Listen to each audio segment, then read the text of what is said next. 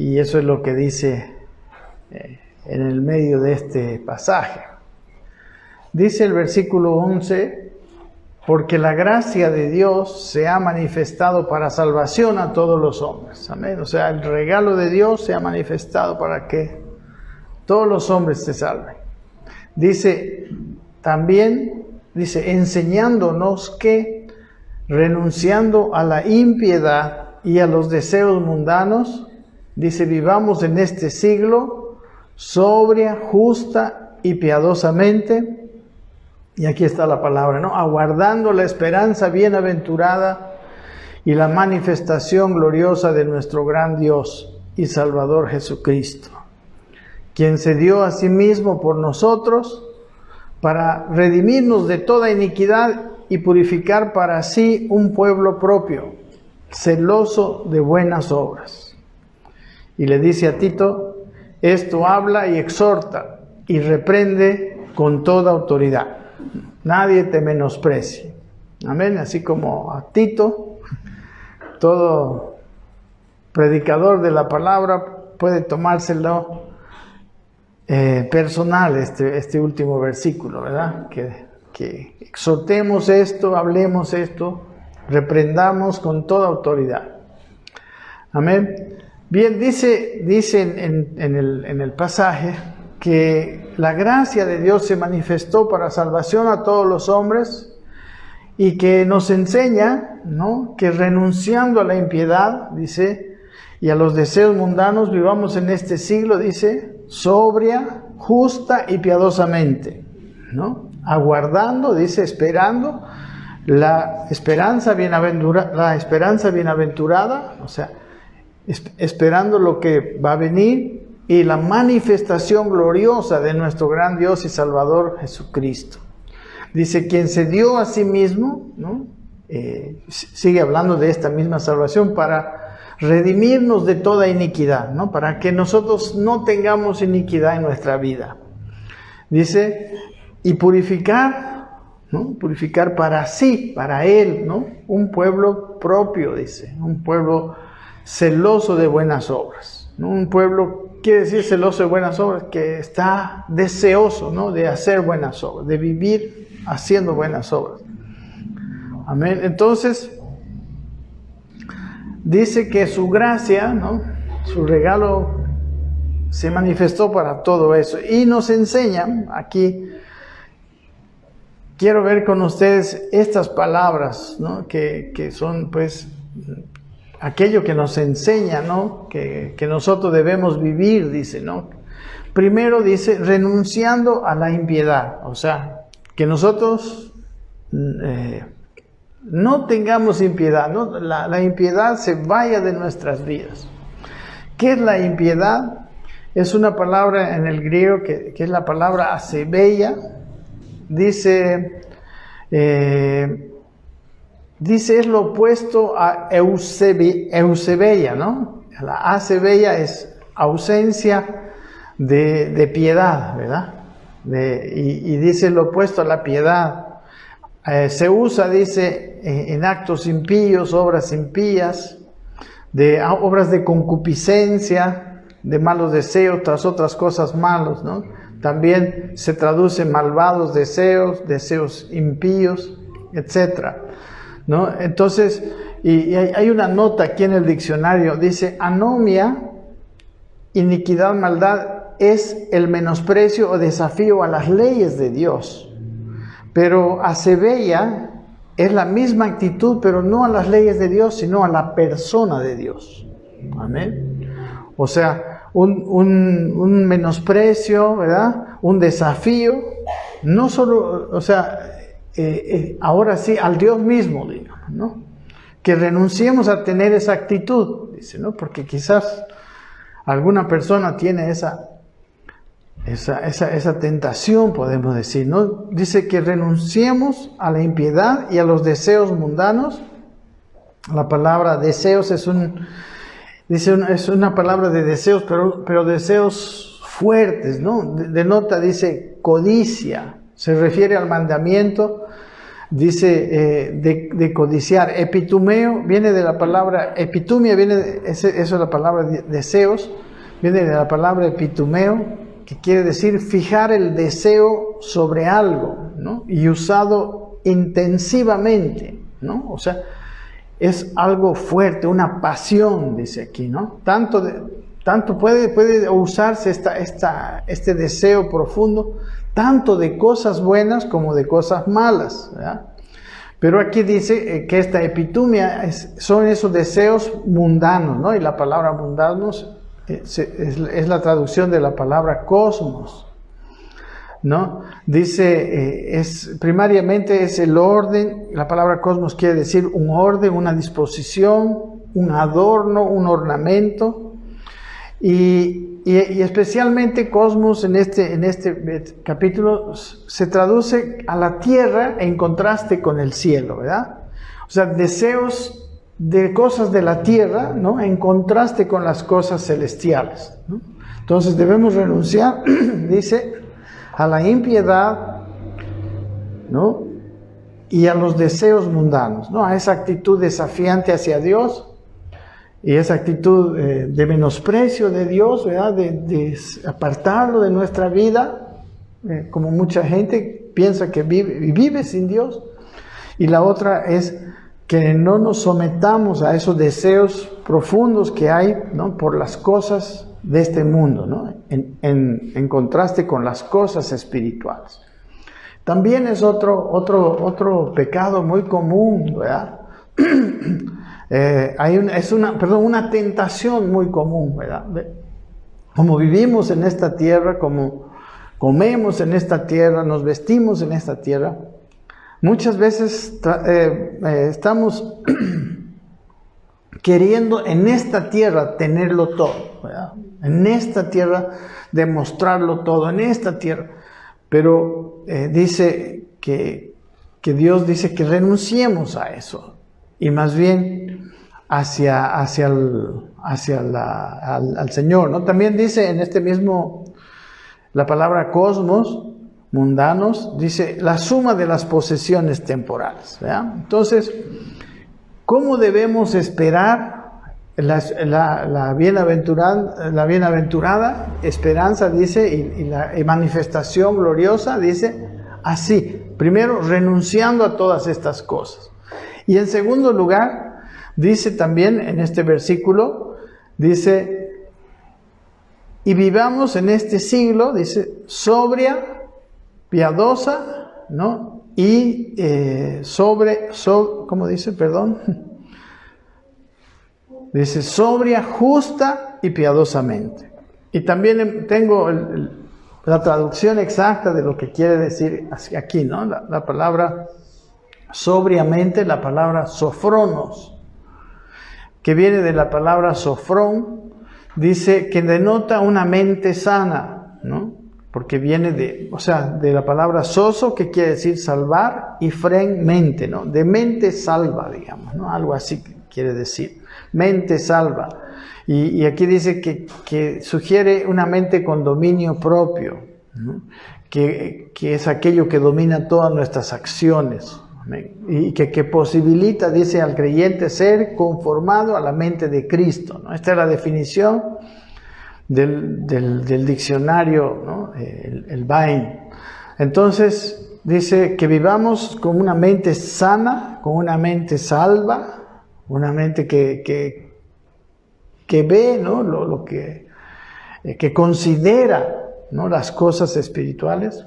Después dice la palabra justa, y la palabra justa viene de la palabra dikaios, que quiere decir justamente, ¿no? Rectamente, ¿no? De acuerdo a lo que es justo. O sea, nuestra vida debe ser recta, debe ser con una mente sana. Y luego la palabra piadosamente, la palabra eusebos, que viene de la palabra eusebeia, y es una palabra compuesta con dos palabras, la palabra eu, que quiere decir bien, y sebomai, que quiere decir devoto. Entonces, piadosamente quiere decir siendo devotos al bien, ¿no? O sea, consagrados a hacer el bien, ¿no? Que queremos en esta vida, porque está hablando de la vida, de esta vida, ¿no? Que debemos vivir devotos del bien, ¿ya? Dice, denote aquella piedad que caracterizada, dice, por una actitud en pos de Dios, hace aquello que es agradable a Él. Pero así, digamos, literalmente quiere decir devotos del bien. Eso quiere decir piadosamente.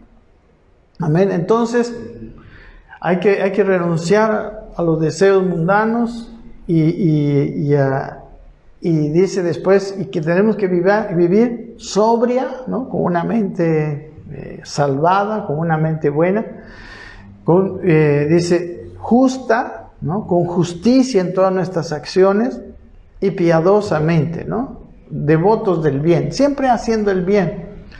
Porque esta es la manera, dice aquí la palabra como hemos leído, de esperar. Dice, ¿no? Que esperamos la manifestación gloriosa, que es el título. Amén. ¿Qué quiere decir la manifestación gloriosa? Es muy interesante lo que encontré en el mismo diccionario, ¿no? Manifestación es la palabra epifaneia, ¿no? De la palabra epifania, que quiere decir, literalmente quiere decir resplandecimiento, ¿verdad? Pero se usaba de la aparición de un Dios a los hombres, ¿no? En el idioma original griego, ¿no? Cuando en su mitología, cuando un Dios se aparecía, decía, hay una epifaneia. Y también dice, se usaba de la presencia, del aparecimiento de un enemigo, ¿no? A un ejército, ¿no? Otro ejército enemigo. Entonces era como una aparición así. Se usa en la Biblia, dice, en el Nuevo Testamento, de dos cosas. Esto es algo que quiero que veamos claramente. Dice, primero se usa de la venida del Salvador, dice, cuando el Verbo se hizo carne. ¿Amén? La epifaneia se usa del nacimiento de Jesucristo, podemos decir, ¿no? Y la segunda es de la venida del Señor en el aire para el encuentro con sus santos. Esas son las dos definiciones que da el diccionario. Y entonces es como dos tipos de manifestación, ¿no? La manifestación de Dios en Cristo, ¿no? Jesucristo dice, la Biblia dice que en Juan 1:18 dice, a Dios nadie le vio jamás, ¿no? Dice, el unigénito Hijo del Padre, Él le ha dado a conocer, o sea, Él le ha manifestado, ¿no? Él ha sido la visión, la visión visible, para redundar, de un Dios invisible, ¿no? Entonces, esa es la palabra manifestación. Y la palabra gloriosa viene de la palabra doxa, que quiere decir gloria, ¿no? Que quiere decir parecer. Es interesante que la palabra gloria quiere decir parecer, ¿no? Un parecer, una cosa que es mostrarse. Realmente la gloria de Dios es algo visible siempre. ¿Amén? Es algo así. Hay muchas ideas a veces que se tiene de la gloria de Dios, pero la gloria de Dios desde el Antiguo Testamento era una cosa que se veía, o sea, la nube misma que se veía, que se llamaba la Shekinah, ¿verdad? O el Kabod del Antiguo Testamento, era una cosa visible, ¿no? Porque Dios estaba, pero no se ve, ¿verdad? O Dios está aquí, pero no se ve. Pero cuando venía la gloria, venía la nube, entonces había algo visible. Quizás era muy no algo muy explicativo, pero aquí está la presencia de Dios, ¿verdad? Y dice, se usa, dice, en primer lugar, de la naturaleza y de actos de Dios en manifestación de sí mismo. ¿Amén? Esto es, dice, de lo que esencialmente es y hace. Dice, tal como queda exhibido en cualquier forma que se revele a sí mismo. Dice, particularmente en la persona de Cristo, dice, en quien esencialmente su gloria siempre ha resplandecido, siempre resplandecerá. Y dice, y fue exhibida en el carácter y los actos de Cristo en los días de su carne. Entonces ahí se manifestó la gloria. Y no es que Cristo brillaba, ¿verdad? Pero en Cristo se podía ver lo que no se puede ver de Dios. Amén. En Él están, bueno, el libro de Colosenses dice que en Él están escondidos todos los tesoros de la sabiduría y del conocimiento, ¿verdad? Entonces no es algo así, digamos, que a veces nosotros queremos ver algo impresionante, sino es la manifestación visible del Dios invisible.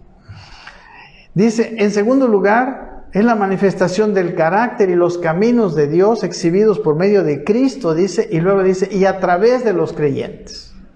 Ahora los creyentes también podemos ser la manifestación del Dios invisible.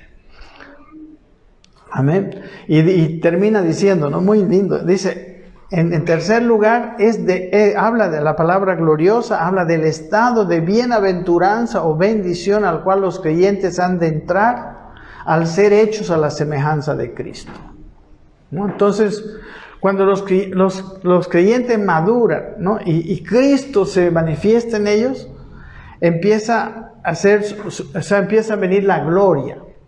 Amén. Esto tiene total respaldo, por ejemplo, en el libro de Colosenses, ¿no? Por ejemplo, en el capítulo 3 dice, cuando Cristo, dice, vuestra vida se manifieste, dice, entonces vosotros también seréis manifestados en gloria. Y mucha gente piensa, no, allá en la eternidad, no. Está hablando en manifestación visible, eso es lo que está diciendo, de Dios. Amén. Entonces, cuando los creyentes son hechos a semejanza de Cristo, hay una gloria. Amén. Por eso la Biblia habla de los ministros competentes del nuevo pacto. Dice, no de la letra, sino del Espíritu. Porque la letra mata y el Espíritu vivifica. ¿Cómo mata la letra? La letra nos dice lo que no podemos ser, ¿verdad? La letra es la ley, es la justicia, lo justo que el hombre no puede ser. Entonces el hombre al ver eso dice, no, yo estoy perdido, no puedo ser justo.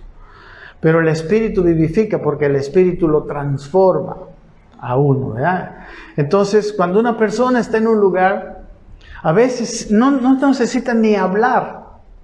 Hay una manifestación de Dios sin hacer nada, ¿no? Como decíamos, a veces hay personas que como que traen paz a los ambientes, como que se ve algo de Dios. Y eso es, ¿no?, la manifestación gloriosa.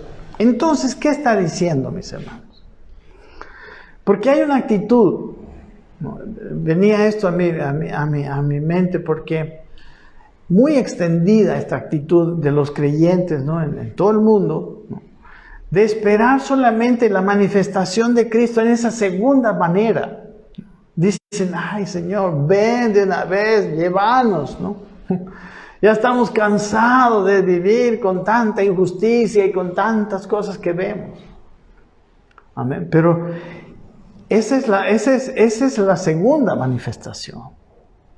Pero yo creo que Dios estaba hablando de la primera, porque precisamente este mundo perdido, este mundo lleno de injusticia, está necesitando cristianos que manifiesten en esa manifestación gloriosa de Cristo, precisamente para ser una influencia, para ser un ente de transformación, ¿no?, en medio de tanta injusticia y tanta impiedad.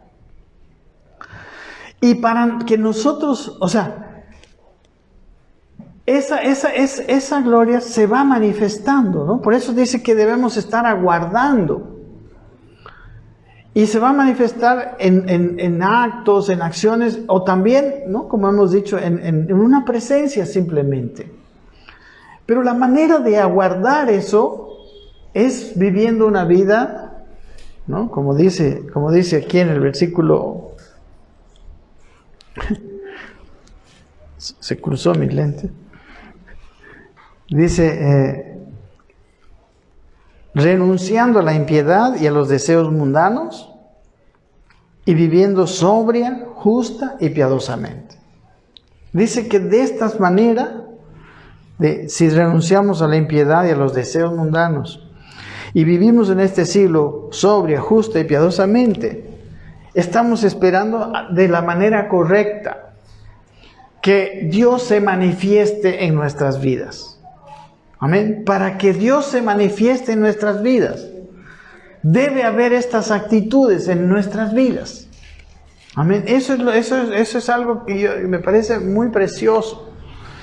Y mirando en la historia de Dios, digamos, de la Biblia, siempre se manifestó así. Siempre se manifestó primero como Él es, ¿no?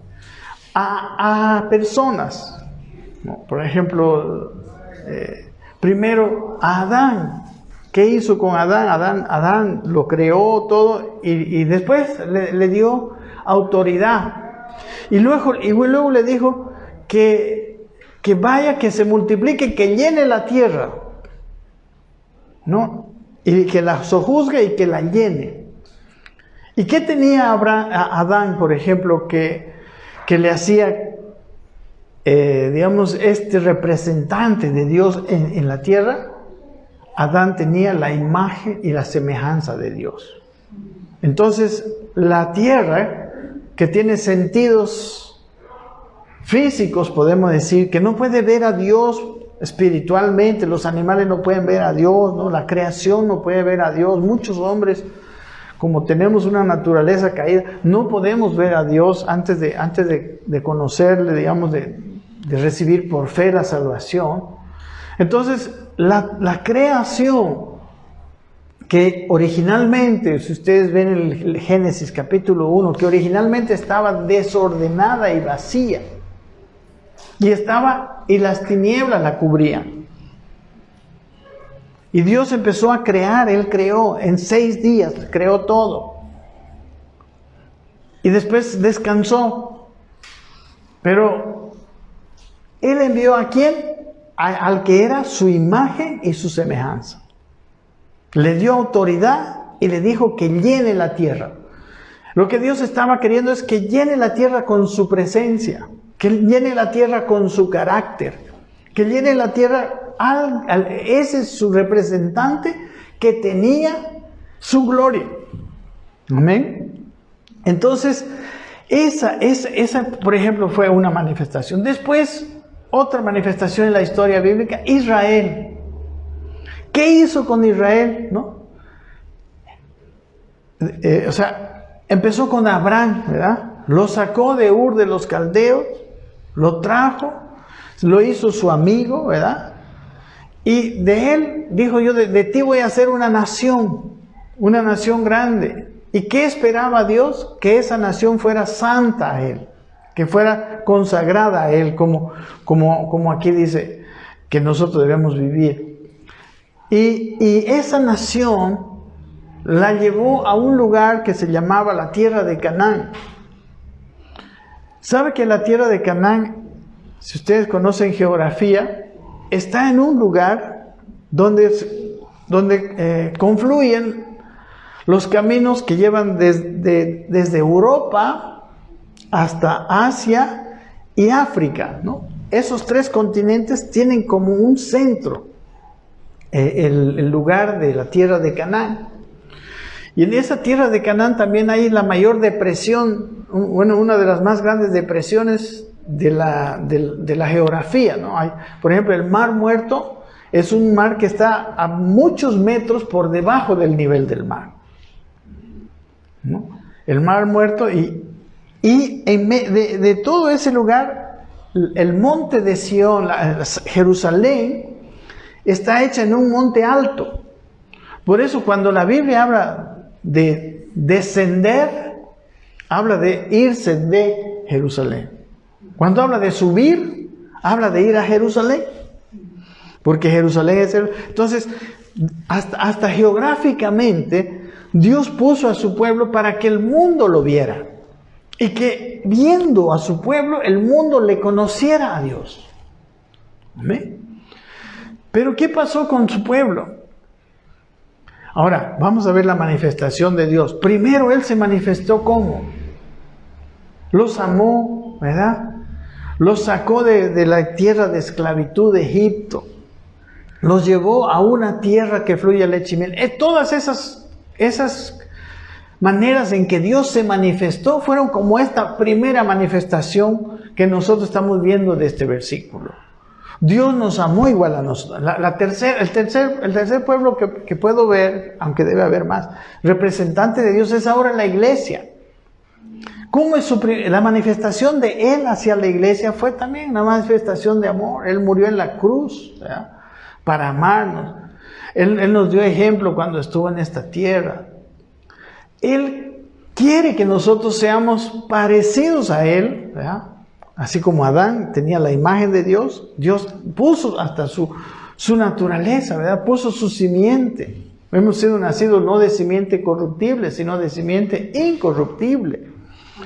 ¿Para qué? Para que la iglesia en esta en esta primera venida, se llene de Dios. Pero Él vendrá otra vez. Amén. Con Israel todavía no terminó ahí su venida y su querer manifestarse con Israel. Y luego Israel, hermanos, falló como pueblo, ¿no? Solamente siempre hubo un remanente, un pequeño grupo fiel a Dios, gracias a Dios. Pero como pueblo falló. ¿Y qué hizo Dios con Israel? Con ese pueblo que falló. Lo destruyó. Y levantó primero a los asirios que destruyeron todo Israel del norte. Y luego levantó a Nabucodonosor que destruyó Judá, ¿no? La única parte que quedó fiel, pero que después también se hizo tremendamente infiel. Y esa es la segunda venida, si se dan cuenta. Ahora la iglesia, como estamos viendo, tiene que recibir esa primera venida y aguardar de esta manera, ¿no? Justa, piadosamente, ¿no? Sobriamente. Estar en esa actitud hasta que por estar en esa actitud Dios va a empezar a manifestarse gloriosamente. No podemos salir de esa actitud, ¿no? Tenemos que renunciar a los deseos mundanos, ¿no? ¿Y a qué más era? A los deseos mundanos y a la impiedad, ¿verdad? Entonces, si una persona vive así y va a llegar un momento en que va a venir la manifestación gloriosa de Dios. Amén. No sé si vemos, pero ¿qué pasa con gran parte de la iglesia? Gran parte de la iglesia todavía no ha recibido esa imagen, o sea, no se parece al Señor.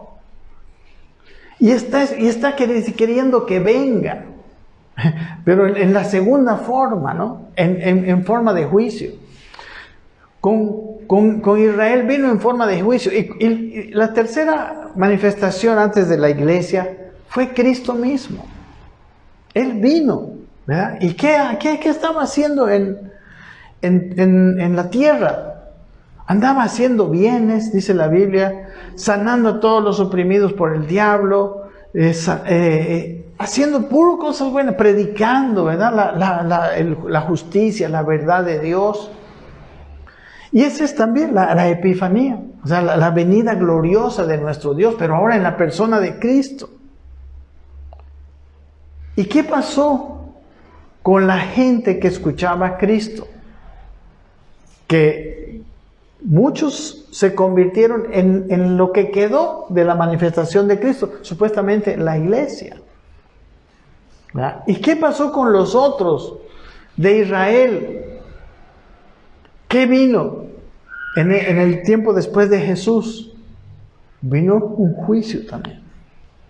El año 70, según la historia, los romanos destruyeron Jerusalén, destruyeron el templo, destruyeron todo vestigio de la religión judía, ¿no? Porque la religión judía tenía su centro en el templo, ¿no? El templo era el corazón de la religión judía. Y Dios lo destruyó. Y ahora el ente, vamos a decir, los seres que podemos traer, digamos, la muestra al mundo de Dios, somos la iglesia. Entonces, lo que me dice a mí este pasaje es que si nosotros nos mantenemos viviendo así, de esta manera, ¿no? Sobria, justa y piadosamente, vamos a llegar a experimentar la manifestación gloriosa de nuestro Dios. ¿Para qué?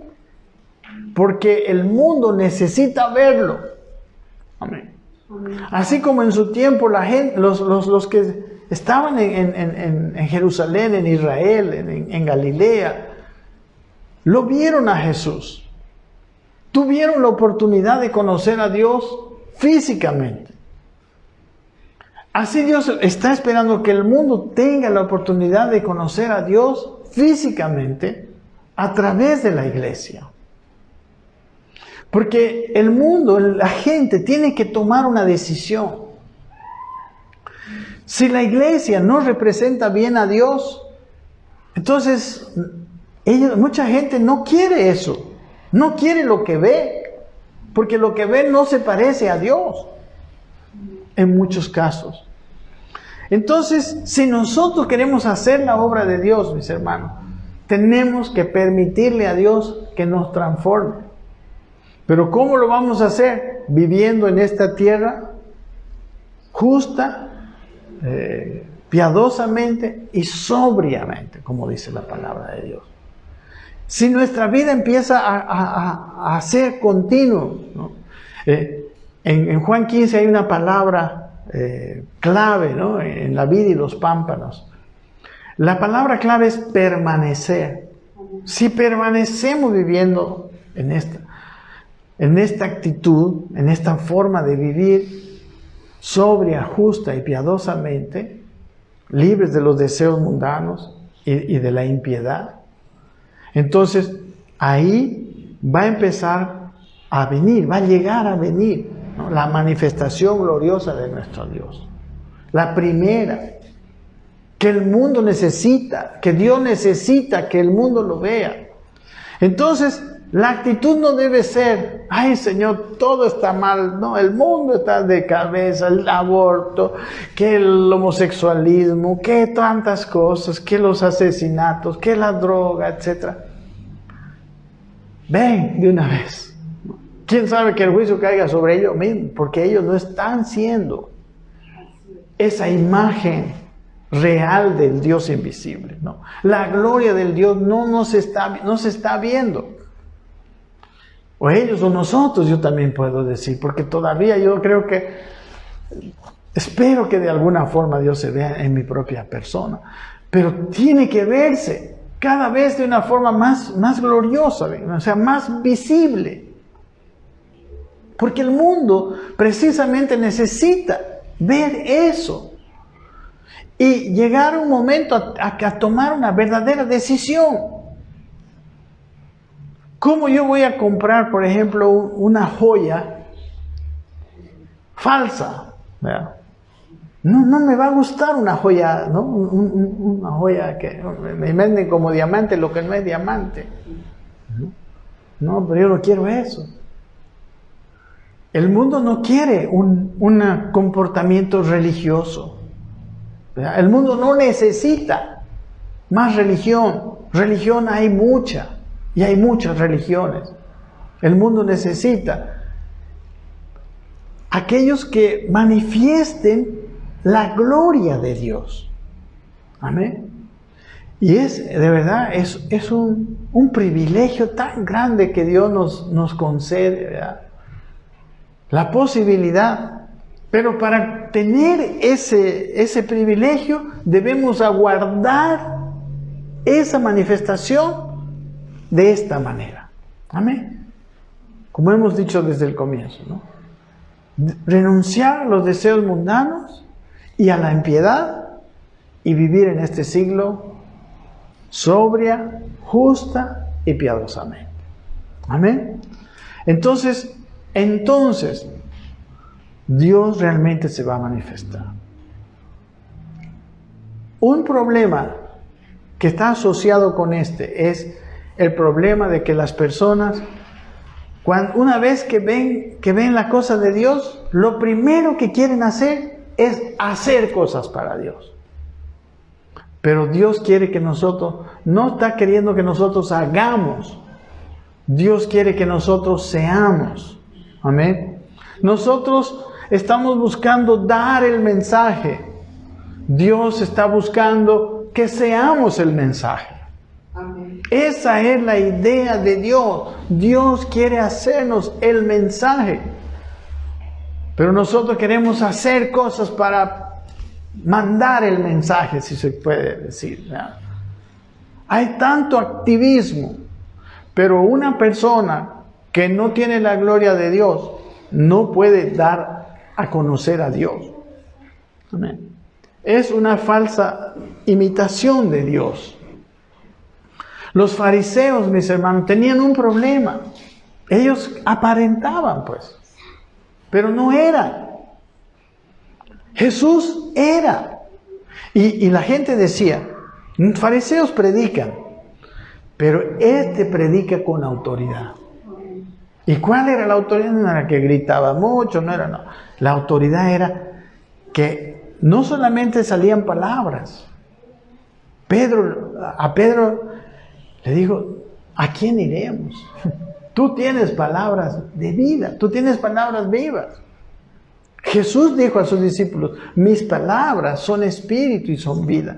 ¿Y cómo es las palabras son espíritu y son vida? Cuando tienen, ¿verdad?, en la presencia misma de Dios. Entonces, creo, ya estoy terminando, que nosotros necesitamos poner énfasis en el ser, no en el hacer. El hacer no funciona si no somos. Amén. La Biblia dice que somos libros abiertos, ¿no?, leídos por todos los hombres, cartas abiertas, dice, ¿no? Leídos por todos los hombres. Pero si nuestras palabras no concuerdan con nuestras personas, entonces estamos dando un mensaje mezclado. Amén. Y yo sé que todos estamos en proceso. Por eso, mis hermanos, es la palabra aguardando. La palabra aguardando estamos en una actitud, ¿no?, de querer, pero esperando hasta que la obra del Señor, ¿no?, la formación que Dios está haciendo en cada uno de nosotros se termine. Amén. Él está formando, como el alfarero, ¿no?, está formando la imagen de su Hijo en los suyos. ¿Y nosotros cómo colaboramos? Viviendo en este siglo sobria, justa y piadosamente. Esa es nuestra parte. Él se está encargando de hacer lo demás. Ahora, si nosotros no estamos viviendo ni justamente, ni sobriamente, ¿no?, estamos llenos de deseos mundanos, estamos llenos de impiedad o viviendo vida de impiedad, entonces no esperemos la esperanza bienaventurada de ver su gloria, de ver su manifestación gloriosa en nuestras vidas. Y yo sé que eso parece un imposible, de verdad. Por eso solo Dios lo puede hacer. Solo Dios puede hacer que nuestras vidas manifiesten gloria. Solo lo que de Dios vamos a tener es lo único glorioso. Lo que está de nosotros no va a manifestar esa gloria. Pero dice que Él, Jesucristo, nos ha dado su gracia para salvación a todos los hombres, ¿verdad? Por eso dice en este lugar que si aguardamos así, dice el versículo 14, Él se dio a sí mismo para redimirnos de toda iniquidad. En ese aguardar justa, sobria y piadosamente, Él está, ¿no?, redimiendo de toda iniquidad y purificar para sí un pueblo propio, dice. Y está purificando nuestras vidas de nosotros mismos, ¿no?, de nuestro viejo yo. Y un pueblo, dice, propio, ¿no?, celoso de buenas obras. Amén, hermanos. Y yo en esta mañana hago caso del último versículo, ¿verdad? Exhorto, hablo y reprendo con toda autoridad. Porque esa mala actitud no debe estar en nosotros. La mala actitud que digo yo de la gente, ay Señor, vente de una vez, llévanos de aquí, digamos, ¿no? No, tenemos una labor. No, Él no nos creó para llevarnos nomás, ¿verdad? Él nos creó y en este paso por esta vida hay algo que hacer. Por ejemplo, en las parábolas del reino, sí es cierto, la primera parábola, Mateo 25, es la parábola de las 10 vírgenes. Dios quiere que las 10 vírgenes anden con aceite, amén. Aceite extra, ¿verdad? Aceite para todo el tiempo, porque ellos iban a esperar al esposo. Entonces tenemos que tener aceite para todo el tiempo. Pero la segunda parábola es la parábola de los talentos. En la parábola de los talentos, el Señor entregó talentos a sus siervos, entregó capacidades para que hicieran producir para Él, ¿verdad? Para Él. Lo que tenían que hacer es esos talentos, hacerlo producir, y después fueron y entregaron. Señor, me diste 5 talentos, aquí están otros 5 talentos. O sea, no podemos tener esa actitud, no, Señor, vente de una vez. No, yo te he dado los talentos para que los trabajes. No es para que yo venga ya antes de que los trabajes. Por eso te estoy dando tiempo. Dice la Biblia que el Señor se fue, ese Señor de los talentos. Y les dio un tiempo, y después de un tiempo volvió, y ahí sí les pidió cuentas, ¿verdad? Nosotros ni debemos querer morirnos, ni debemos querer que venga la segunda venida del Señor. Porque después de eso va a ser juicio. ¿Amén? Y el primer juicio siempre empieza por casa. Siempre empezó por casa. Él juzgó después a los asirios, juzgó a los babilonios, pero primero juzgó a su pueblo con los asirios y con los babilonios. Es muy interesante, he estado estudiando estos 3 meses Isaías. Y Dios le dice, por ejemplo, a Ciro, a uno de los reyes que permitió que los israelitas volvieran a la reconstrucción de Jerusalén y del templo. Él le dijo, yo te formé, yo te hice tener tus victorias. Y yo te usé para juicio de mi pueblo. Pero tú, le dijo, por ejemplo a Ciro, mi ungido, le dice, después tú te creíste que fuiste tú mismo, creíste que fueron tus dioses. Y le dice, ahí no, en Isaías le dice, pero yo desde antes lo profeticé para que tú sepas que no has sido tú, no fueron tus fuerzas, no fue tu poder personal, fui yo que te levantó como un poderoso, bueno, así como una potencia mundial, ¿verdad?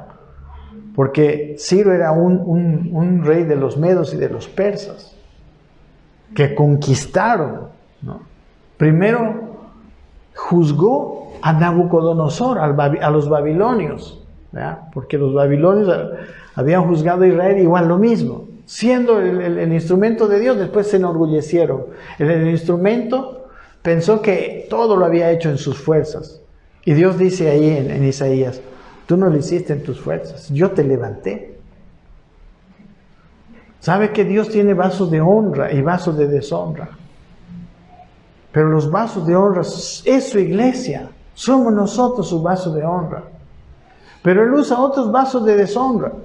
¿Quién sabe esta pandemia sea un vaso de deshonra? Un instrumento de Dios para juicio, no sé. Amén.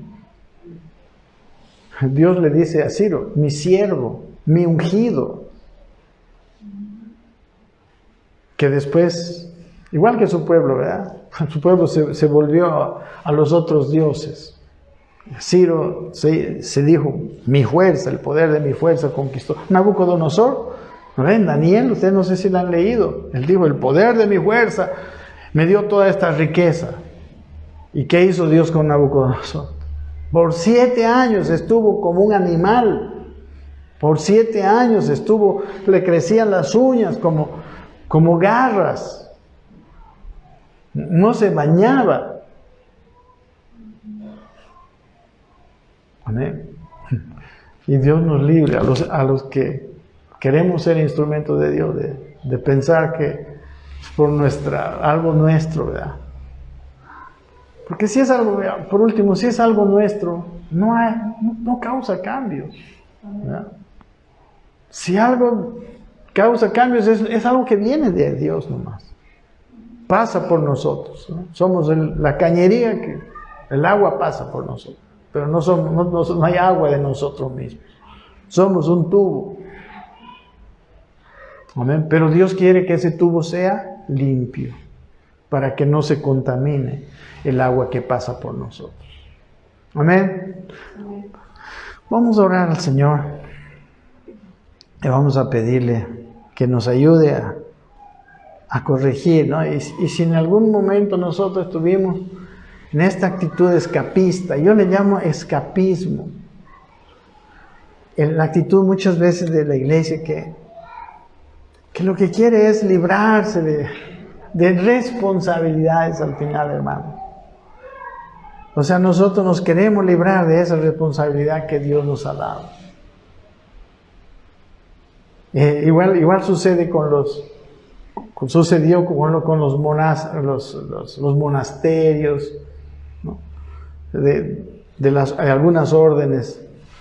Se retiraban, ¿no? del mundo, porque era muy, muy contaminante el mundo, ¿no? Ay, nos vamos de allá, nos hacemos nuestro lugarcito.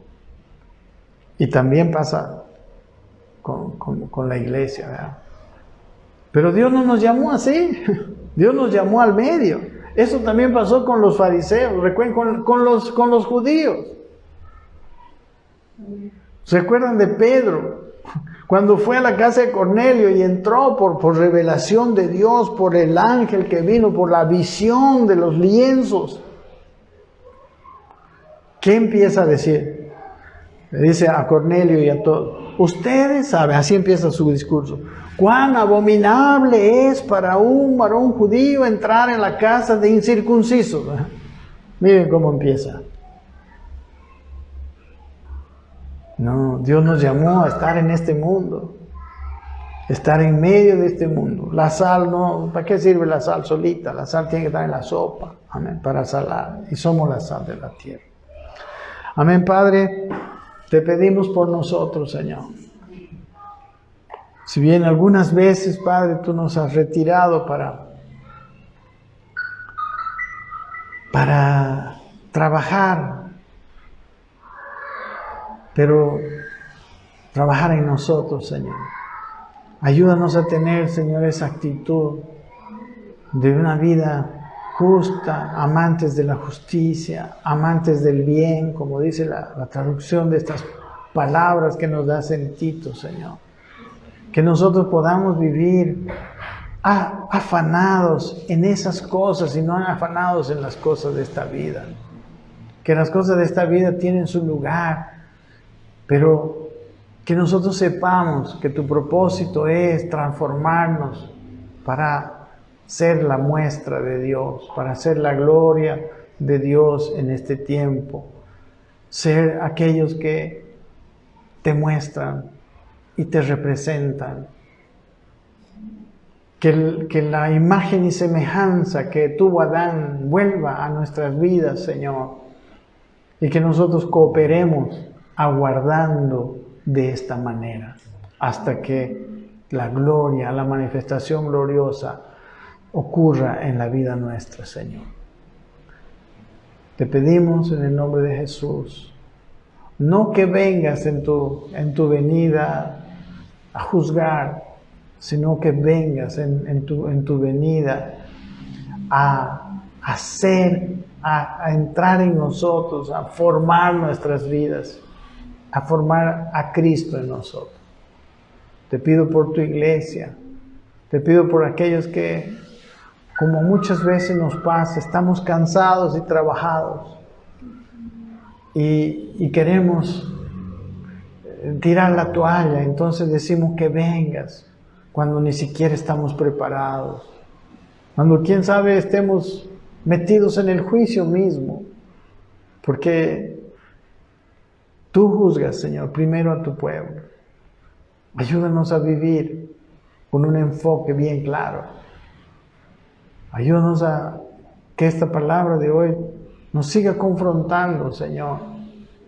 Y si hay algunas cosas que nosotros estamos descuidando, que tú nos ayudes a cambiar. Te lo pedimos, Padre, en el nombre de Jesús. Amén. Amén.